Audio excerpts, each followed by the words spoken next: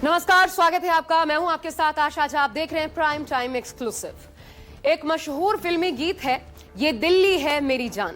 लेकिन ये जान लीजिए कि यहां जान की कोई कीमत नहीं।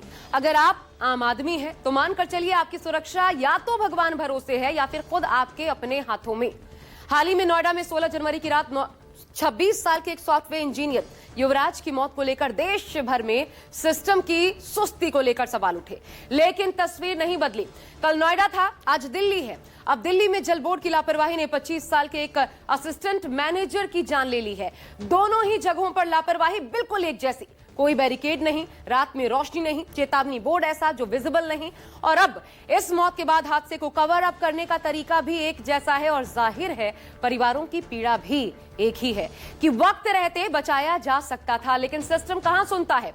4 दिन की चांदनी फिर अंधेरी रात जैसी हालत है। जागने के लिए भी हादसे का इंतजार रहता है। देखिए, अब दिल्ली में गड्ढे ने मार डाला।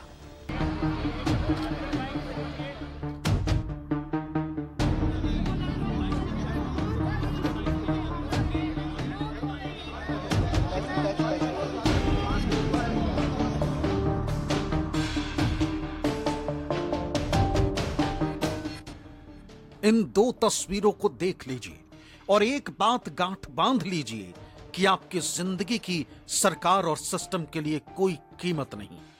सिस्टम की लापरवाही आपकी जान लेगी और जिनकी जिम्मेदारी ऐसी लापरवाही को रोकने की है वो खड़े होकर सिर्फ तमाशा देखेंगे। कुछ दिन पहले नोएडा में सिस्टम की लापरवाही से युवराज की जान गई और अब दिल्ली में सिस्टम ने 25 साल के कमल को मार डाला। जगह बदली, पीड़ित बदले, लेकिन तस्वीर नहीं बदली। न सिस्टम सुधरा, न सिस्टम को चलाने वालों ने कोई सबक लिया। जनकपुरी में जो घटना हुई है वो हादसा है या कुछ और? हमारे साथ एक शख्स है जो कि आई विटनेस है, जिन्होंने इस घटना को देखा है। हाँ जी सर, सुबह 8 बजे टाइम आया था मैं। तो मैंने स्कूल में बच्चों को छोड़ा और बच्चों को छोड़ के मंदिर माथा टेक के आया ही था तो देखा भीड़ लगी हुई थी यहाँ पे। तो मैं भी उतर के आया यहाँ पे।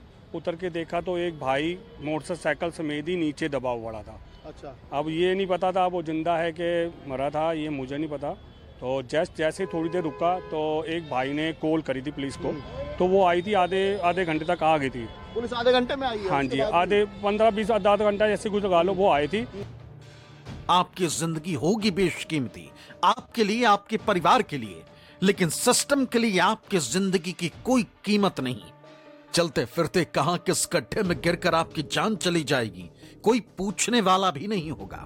यही 25 साल के कमल के साथ हुआ, जो आधी रात इस बाइक समेत इस गड्ढे में गिरा। एक और लापरवाही, एक और हादसा और एक और मौत। दिल्ली के जनकपुरी में इस वक्त मैं मौजूद हूं, जहां पर ये एक आज सुबह एक युवक की इस गड्ढे में बाइक समेत गिरने से उसकी मौत हो गई है। हालांकि जो परिवार के लोग हैं वो इस मामले में कुछ और जो है वो आरोप लगा रहे हैं। उनका कहना है कि हादसा नहीं, कुछ और भी हो सकता है। तो बहरहाल पूरे मामले की तफ्तीश पुलिस कर रही है। लेकिन ये देखिए, मैं जो पूरी साइड दिखा रहा हूँ, ये जल बोर्ड की एक साइड है। बैरिकेडिंग लगी हुई है यहाँ पर, देखिए सामने बैरिकेड लगे हुए हैं। हालांकि ये जो हरी पट्टी आप देख रहे हैं ये अभी लगी है, ये पहले से मौजूद नहीं थी। लेकिन वो सामने जो बैरिकेड आप देख रहे हैं पर उसमें भी लापरवाही नजर आ रही है, क्योंकि बैरिकेड के बीच में एक बड़ा गैप है। इसकी पूरी संभावना है कि बाइक वहां से पूरी तरह से आ सकती है, यानी कि रास्ता पूरी तरीके से बंद नहीं था।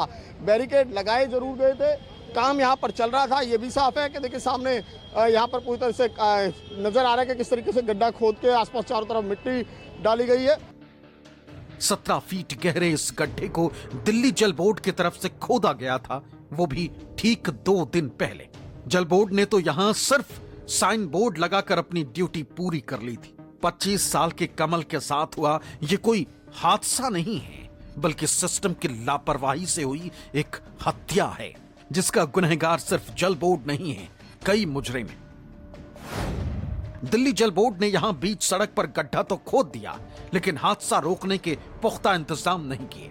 दिल्ली पुलिस, जिसने कमल के लापता होने की सूचना पर गंभीरता से कार्रवाई ही नहीं की, परिवार मजबूरी में इधर से उधर भटकता रहा। स्थानीय विधायक अपने इलाके में बरती जा रही इस लापरवाही पर आंख मूंद कर बैठे रहे। 2 गार्ड जिनकी ड्यूटी लगी थी वो भी सोते रहे। कमाल देखिए कि कमल का शव 17 फीट गहरे गड्ढे में जनकपुरी थाने से महज 200 मीटर की दूरी पर पड़ा था, लेकिन पुलिस उसे तलाश नहीं पाई, क्योंकि वो कोई वीआईपी नहीं था, नेता का बेटा नहीं था। मैंने जाकर 2 घंटे तक उस मौके का मुआयना किया है। मैंने जाकर वहां देखा है। अपीयरेंटली मुझे वहां पे सभी सुरक्षा के उपाय दिखे थे, मगर फिर भी उस बच्चे के साथ ये हादसा कैसे हो गया, इसकी जांच के लिए मैंने एक जल बोर्ड को कहा है, उनसे एक कमेटी बनाने के लिए कहा है, और अगर उस जांच में कोई दोषी होगा तो उसके खिलाफ कार्रवाई की जाएगी। मंत्री जी, संवेदना जताने से एक मां को उसका बेटा वापस नहीं मिलेगा, दुख जाहिर करने से एक भाई को उसका भाई नहीं मिलेगा। जवाब दीजिए। जल बोर्ड के यहाँ के जो अधिकारी हैं, जेई हैं, एक्सीएन हैं, एई हैं, वो तीनों को सस्पेंड कर रहे हैं। जो कंपनी यहाँ पे काम कर रही थी, हम वो कंपनी के ऊपर में भी कड़ी से कड़ी कार्रवाई करेंगे। एक उसमें कोना ऐसा छूटा हुआ है जहाँ पे 2 व्हीलर की मूवमेंट और 2 व्हीलर वहाँ से घुस सकता है। जल बोर्ड के एक जेई और 2 प्राइवेट गार्ड को सस्पेंड करने से क्या अपनी नाकामी को छिपा पाओगे? दिल्ली के तस्वीर और तकदीर बदलने के वादे किए थे, क्या हुआ उन वादों का? अब तो सारा सिस्टम ही आपका है, जल बोर्ड भी आपके ही अधीन है। मंत्री तो लीपापोती करने पहुंचे, क्योंकि वो बेशर्म मंत्री वहां से 200 मीटर की दूरी पे उनका घर है। उनको दिखता नहीं था कि उनके घर के आसपास उन्हीं के अर्बन डेवलपमेंट डिपार्टमेंट के अधीन आने वाले जल बोर्ड ने गड्ढे खोद रखे हैं, और अड़ोसी पड़ोसी बता रहे हैं कि वहां पे कोई इंतजाम नहीं थे सुरक्षा के, और मंत्री सुबह सुबह पहुंच के बोल रहे हैं कि मैंने जांच कर ली है। मंत्री ने खुद ही जांच कर ली अपनी कि यहाँ पे सारे इंतजाम थे। तो इसका क्या मतलब है? वो लड़का रात को 12 बजे आया, उसने बैरिकेड हटाए और उसने बोला नहीं, मुझे इसी में कूदना है, क्योंकि मुझे भाजपा को बदनाम करना है, इसलिए मैं इसमें कूद के मरूंगा। ये कहना चाहते हैं आशीष सूद। और फिर कहते हैं हमने कमेटी बना दी, भाड़ में जाए तुम और भाड़ में जाए तुम्हारी कमेटी। किसको इंतजार है तुम्हारी कमेटियों का? नोएडा की कमेटी से क्या निकला अभी तक, किसी को पता है? सवाल तो उठेंगे जब यहां गहरा गड्ढा खोदकर उसे बिना कवर किए यूं ही छोड़ दिया गया, तब स्थानीय विधायक और मंत्री आशीष सूद ने खैर खबर क्यों नहीं ली?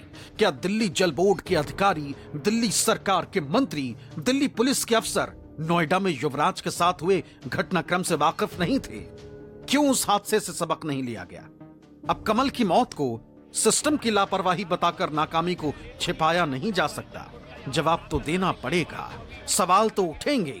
सवालों से बचने के लिए सिर्फ जांच बिठा देना ही काफी नहीं। क्या सिस्टम ऑटो मोड पर चल रहा है? दिल्ली से विमल कौशिक और विनय सिंह के साथ ब्यूरो रिपोर्ट, न्यूज़ 24।